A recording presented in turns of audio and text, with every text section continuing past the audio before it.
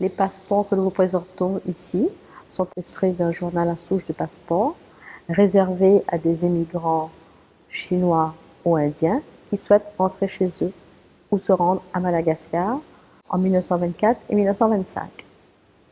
À la recherche d'une main-d'œuvre nouvelle pour anticiper la fin de l'esclavage, les colons réunionnais tournent leur regard vers l'Asie et plus particulièrement vers la Chine et l'Inde. L'immigration indienne commence vers 1830. Dès le début de l'année 1844, les premiers travailleurs chinois en provenance de Malaisie et de Pulau Pinang débarquent à La Réunion. De 1844 à 1846, 5 navires se relaient pour amener à La Réunion quelques 500 engagés chinois. Les engagés asiatiques sont victimes des attaques de la presse et de l'opinion publique qui réclament leur expulsion. Dans les années 1860, La Réunion est en pleine expansion économique. L'île a besoin de main-d'œuvre et une nouvelle phase migratoire se met en place. Les Chinois viennent de Canton pour la plupart, quelques-uns de Shanghai et de Pékin. Les Arabes, quant à eux, sont des Indiens musulmans du Gujarat et de la région de Bombay. À la veille de la Première Guerre mondiale, les mentalités évoluent.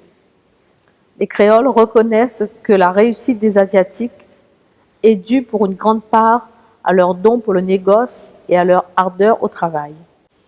De 1920 à 1930, les retours vers la Chine se multiplient. Les plus jeunes sont renvoyés par leurs parents qui désirent les y rejoindre quand leur fortune sera faite.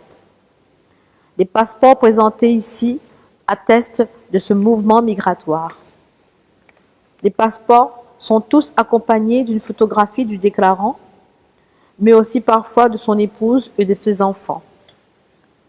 Ils renseignent sur l'âge, les caractéristiques physiques, les signes particuliers, la profession du déclarant. La souche reste dans le registre pour l'administration de la police et le passeport est remis au déclarant. Les renseignements sont identiques sur la souche et sur le passeport.